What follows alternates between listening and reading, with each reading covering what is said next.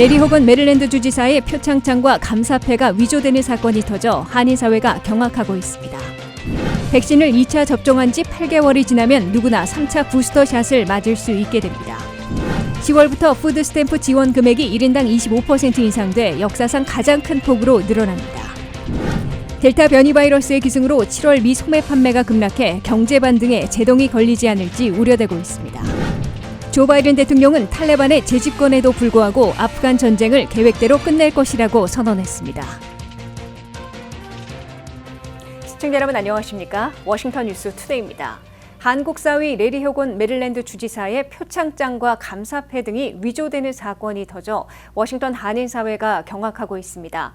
한인회가 주최한 행사에서 한인 차세대들에게 수여되는 주지사 표창장과 한국의 광명시에도 전달된 감사패가 주지사 측에서 발행한 적이 없는 가짜인 것으로 드러나 국제적 망신을 당하고 있습니다. 조윤우 기자가 보도합니다. 정부 포상이나 표창장, 감사패를 좋아하는 한인 사회에서 이번에는 그것마저 위조해 뿌리는 충격적인 위조 사건이 터졌습니다. 한국 사위 레리 호건 메릴랜드 주지사의 이름을 도용해 표창장과 감사패를 가짜로 만들어 뿌리는 사건이 메릴랜드에서 터져 워싱턴 한인 사회에 충격파를 가하고 미주 한인 사회, 나아가 모국에서도 망신을 사고 있습니다. 메릴랜드 한인회가 주최한 제76주년 8월 15일 광복절 경축식과 특별 공모전 시상식에서 고교생 1명과 무지개 종합학교 개강식에서 4명의 차세대에게 수여될 메릴랜드 주지사 표창장이 모두 가짜로 밝혀졌습니다. 심지어 메릴랜드 주지사의 서명이 들어간 감사패가 한국 광명시에도 전달됐는데 이것도 가짜 위조품으로 드러났습니다. 황당한 위조 사건을 당한 메릴랜드 한인회 이태수 회장은 이 위조품은 메릴랜드 한인회에서 직접 마련한 게 아니라 줄리아 민 볼티모어 한인 회장에게 요청해 받아온 것이라며 메릴랜드 한인회 또한 피해자라고 해명했습니다. 일정 기관에서 제가 공보관이랑 통화를 했고요. 목요일 날 밤에 통화를 했는데 사실은 위조라는 것만 밝혀졌고요. 전달하지는 않았습니다. 저희들이 위조라는 걸 파악하고 난 다음에는 순서에서 다 뺐고요. 그리고 학생들인데 그게 전달되면 파장이 더 크기 때문에 순서에서 빼고 전달하지는 않았습니다. 표창장 위조라는 부끄러운 사건에 본의 아니게 연루되었음에 메릴랜드 한인을 대표하는 한인 회장으로서 상당히 도의적으로 유감의 입장을 밝힙니다. 이태수 메릴랜드 한인회 회장은 주지사실의 한인 공보관과의 전화통화로 위조 사실을 확인했다고 밝히고 나는 단지 줄리안 민 볼티모어 한인 회장에게 요청만 했을 뿐이고 이틀 만에 위조품을 전달만 받았다고 해명했습니다. 메릴랜드 주지사실은 주지사 표창장 위조는 사상 초유의 일이며 범죄이자 법적 책임을 져야 하는 행위로 향후 처리를 논의하고 있다며 유감을 표했습니다. 메릴랜드 주정부 측은 표창장을 직접 확인한 결과 형식, 글씨체 해상도, 양식 등이 다르고 주정부에서 발행한 적이 없다고 확인했습니다. 이태수 회장이 공개한 카톡 내용과 보도자료에 의하면 스테판이라는 사람이 위조된 표창장을 민 회장에게 전달했고 민 회장은 8월 11일 한인교회 주차장에서 이태수 회장을 비롯한 몇몇 사람들이 지켜보는 가운데 전달한 것으로 되어 있습니다. 광명시에 전달된 감사패는 레리 호건 메릴랜드 주지사의 서명이 들어갔으며 민주평화통일자문회의 워싱턴 협의회와 광명시 협의회 간의 청소년 교류 사업에 광명시가 지속적으로 지원한 공로를 인정받아 8월 4일 박승원 광명시장에게 이명희 회장이 대신 전달했습니다. 메릴랜드 주정부 측은 이에 대해 법적인 조치를 취할 것으로 보입니다. 한인 사회와 한미 지역 정부 사이에는 표창장과 감사패 등이 자주 수여되고 오가고 있어 다른 사례를 조사하면 할수록 이번과 같은 위조 사건이 연달아 터지지는 않을까 우려되고 있습니다. WKTV 뉴스 조윤우입니다. 화이자나 모더나 백신을 2차 접종한 지 8개월이 지나면 누구나 3차 부스터샷을 맞을 수 있게 됩니다. 바이든 행정부는 9월 중순부터 너싱홈 거주자, 헬스케어 워커, 응급요원, 노년층, 일반인의 순으로 1, 2차와 같은 백신으로 3차 부스터샷을 접종키로 결정한 것으로 보도되고 있습니다. 안혜린 기자가 보도합니다. 미국이 델타 변이 바이러스의 기승으로 백신의 효과가 떨어지고 있다고 판단하고 결국 3차 접종하는 부스터샷 계획을 확정했습니다. 바이든 행정부는 화이자나 모더나 백신을 두 번째 접종한 지 8개월이 지나면 미국민 누구나 3차 부스터샷을 맞도록 권고하기로 결정했습니다. 지난해 12월 14일에는 화이자, 21일에는 모더나 백신을 접종하기 시작했고 21일 내지 28일이 지나 2차 접종을 완료했기 때문에 올 1월과 2월에 백신 접종을 완료한 지 8개월이 지나는 9월 중순부터 3차 부스터샷을 맞게 한다는 방침입니다. 9월 중순부터 돌입할 본격적인 미국의 3차 부스터샷은 가장 먼저 접종했던 널싱홈 거주자, 헬스케어 워커들이 8개월이 경과되므로 3차 부스터샷을 맞을 수 있게 됩니다.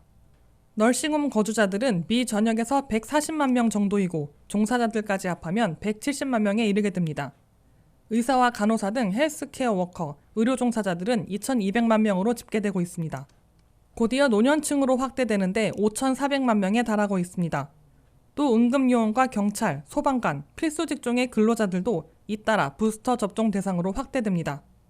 따라서 1차, 2차 접종일이 기록돼 있기 때문에 2차 접종일에서 8개월이 지나면 미국민 누구나 10월 중에는 3차 부스터샷을 맞을 수 있을 것으로 예고되고 있습니다.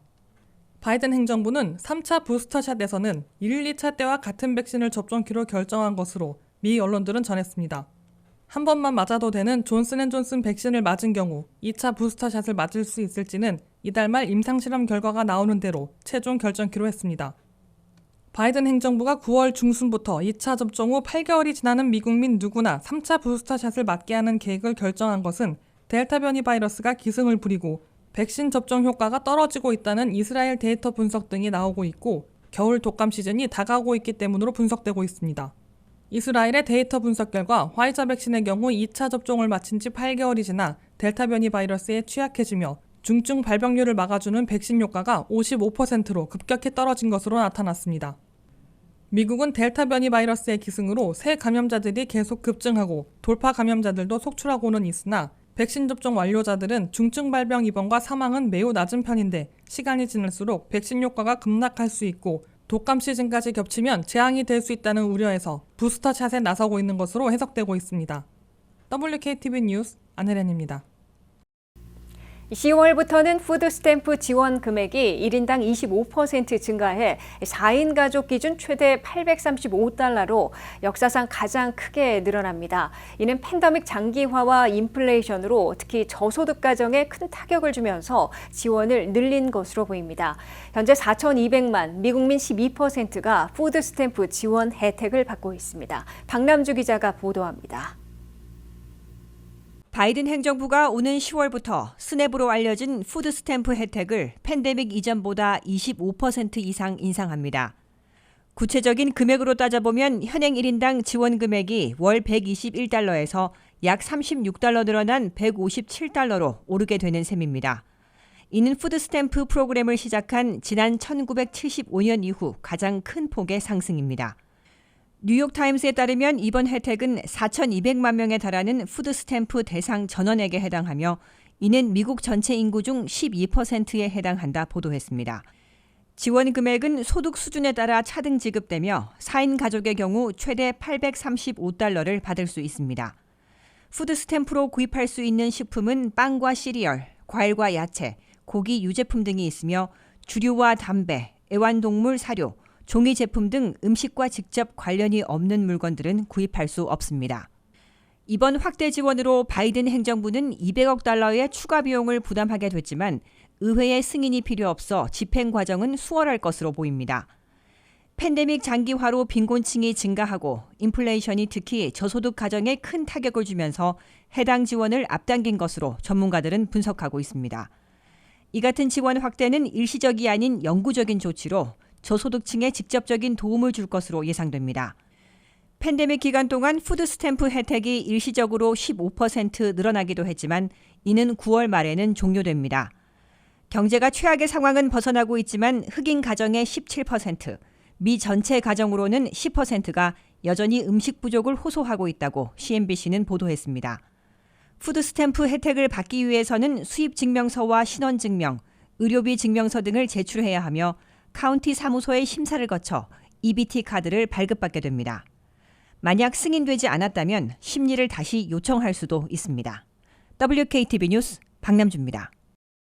델타 변이 바이러스의 기승으로 미국의 7월 소매 판매가 1.1%나 급락해 새 감염 확산에 따른 경제 활동과 소비 위축, 경제 반등 제동으로 악순환되지 않을까 우려되고 있습니다.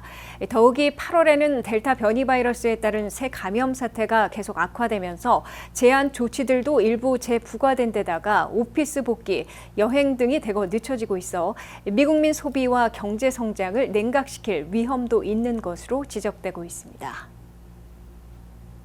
미국이 델타 변이 바이러스의 기승으로 코로나 사태가 악화되고 경제 활동이 다시 위축되면서 미국민들의 소비와 성장까지 냉각되는 위기에 빠져들고 있습니다. 미국의 7월 소매 판매는 6,177억 달러로 전달보다 1.1%나 급락했습니다. 경제 분석가들은 0.3% 하락을 예상했는데 예상보다 훨씬 많이 급락한 것입니다.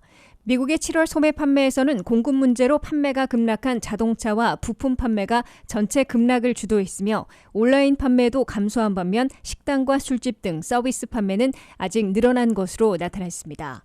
완성차와 부품이 공급되지 못해 판매가 급락한 자동차 판매는 전달에 비해 3.9%나 급락했습니다.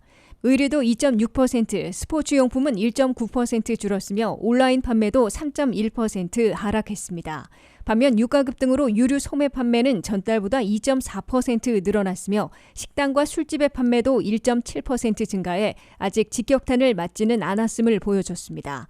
곧 개선이 가능한 자동차 판매를 제외한 7월의 소매 판매는 0.4% 하락한 것으로 계산됐습니다.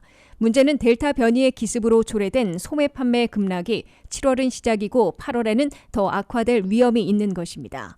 벌써 미국민들의 외식과 항공 여행 등이 다시 줄어들 조짐을 보이고 있으며 미 근로자들의 오피스 복귀가 연기되고 있고 마스크 쓰기와 백신 접종 의무화 등으로 경제 활동이 위축될 징후를 보이고 있습니다. 미국민들이 소비 지출을 줄이면 70%나 차지하고 있는 미국 경제 성장에 제동이 걸리게 됩니다.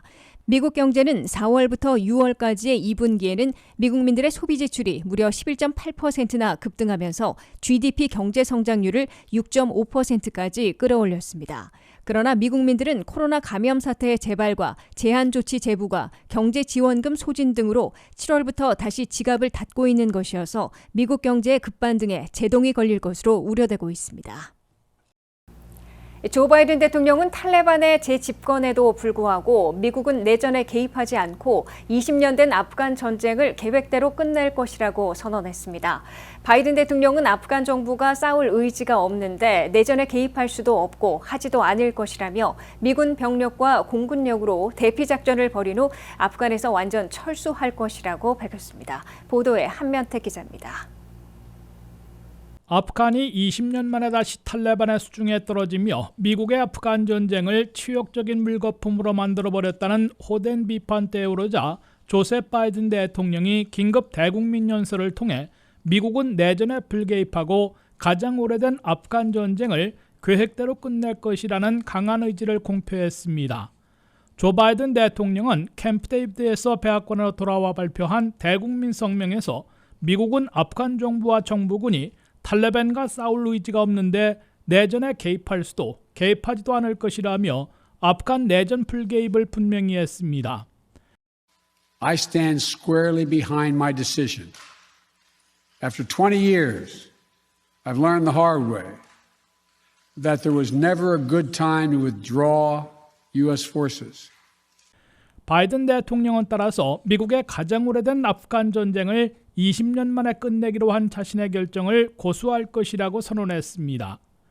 바이든 대통령은 미국의 아프간 전쟁 목표는 처음부터 아프간의 국가 건설이 아니라 알카에다 테러 조직이 미국을 다시 공격하지 못하도록 저지하려는 테러와의 전쟁이었다면서 그러한 전쟁 임무는 완수한 것이라고 강조했습니다.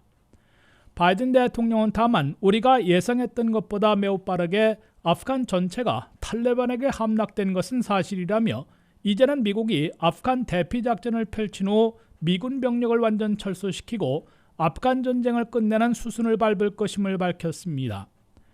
바이든 대통령은 미군 병력 6,000명을 아프간에 긴급 정파했으며 탈레반이 공군력을 보유하지 못하고 있으므로 카불 공항 등을 통제하고 미군 헬기와 수송기들을 동원해 미국과 동맹국의 외교관, 민간인, 동맹국들을 도왔던 아프간인 일부 난민 등을 안전하게 대피시키는 작전을 전개할 것이라고 설명했습니다.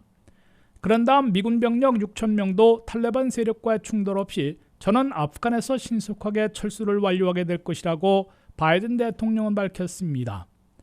조 바이든 대통령은 8월 말까지 미군 병력을 전원 아프간에서 철수시키고 9.11 테러 20주년에 맞춰 20년 된 아프간 전쟁을 끝내겠다는 당초 목표를 변함없이 완수할 것임을 강조했습니다.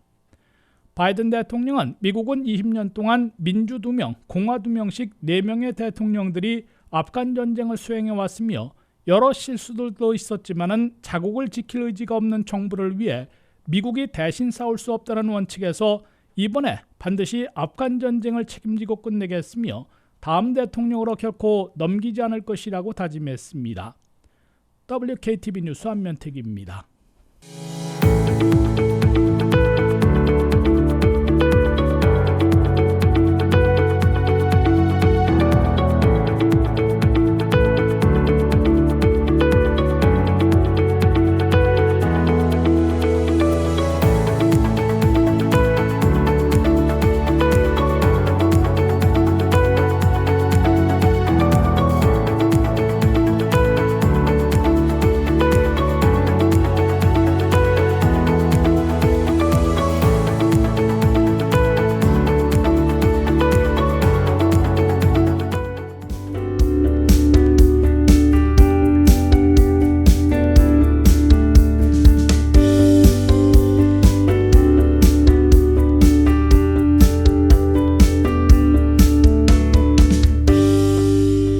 이상으로 워싱턴 뉴스투데이를 마치겠습니다. 시청해주신 여러분 고맙습니다.